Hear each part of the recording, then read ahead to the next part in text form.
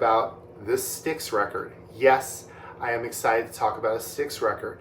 I know a lot of you are saying, I'm groaning, going, Peter, come on, Styx, really? Yes, Styx, for sure.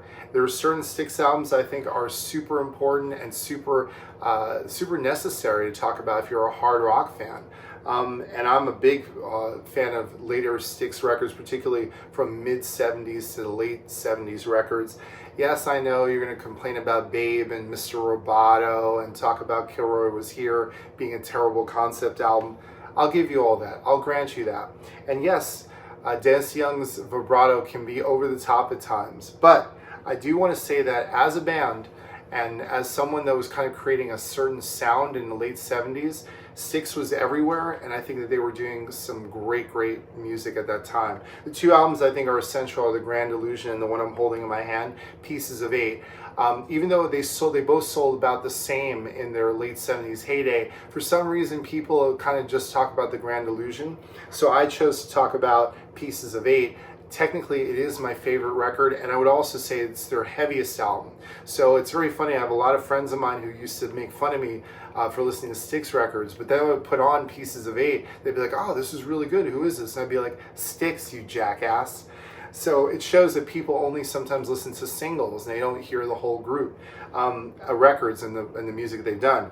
This album is a great example. It's like if you thought you knew Styx, you might not know them as well as you thought, because this record rocks. This is the gatefold sleeve, right? I think they actually came out with a version of this without the gatefold sleeve, which is total junk. But this is my original record. I bought this, I think, something like 50 cents on the street at some of the record fairs they used to have downtown. It's a super cheap record. The thing that's great about Styx is that they were super popular in the late 70s, so everyone had these albums. So these records are probably one of the ones you find in cutout bins when you go to record stores. But let me tell you, this record is fantastic. Really cool cover too, right? We have the Easter Island kind of imagery, right? Hypnosis kind of vibe, right? It's a great album though. Heavy as hell. It opens up with a JY song, right? James Young is singing, right? Great White Hope, killer hard rock and stuff coming out of the gate. Also very different because we're used to Dennis DeYoung or Tommy Shaw kind of leading off records or being among the first two songs on records. And here we have JY killing it, right? But everyone is on fire as a songwriter here. This is what was made Styx so great and such a powerhouse. You have three people that could be lead singers in this group, right? And they're all delivering great songs on this album. You have Tommy Shaw's great Blue Collar Man that leads off side 2, and of course the really popular song on there from Tommy Shaw, Renegade, which is great, just a killer rocker. But I want to also talk a lot about the Dennis DeYoung songs on this album, because I know Dennis DeYoung gets a real bad rap as kind of being like the soft, just ballady singer. He has some great songs on this album and killer vocal performances. I'm Okay has some of the best singing and great harmonies you can imagine. And then to me, his tour de force is Pieces of Eight, which is a great song, right? And talks about the chase, chasing money, accumulating wealth and owning things, and the idea that you go through life and then all you did was chase these pieces of eight, right?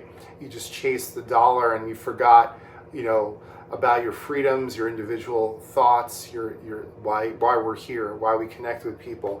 I always thought that track was amazing, and I don't understand why it's not played in every Styx live show to this day, because I know it's not been really regularly until they played this album in full years ago. But great song, and again, if you check this out, you'll kind of readjust your view of Dennis and what he can do, because he was quite the singer and quite the hard rock writer, for those of you that don't know. But anyway, I'm getting ahead of myself. Check out this album. Like I said, you can find it in cutout bins everywhere. It hasn't been reissued on vinyl from my understanding, but it should be.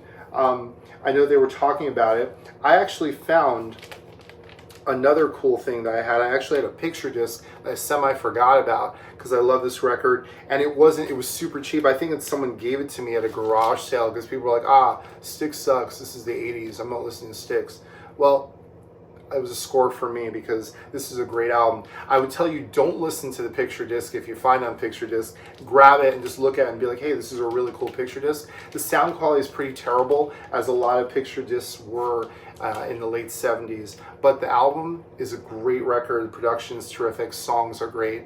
An essential hard rock album from the late 70s. Styx's Pieces of Eight.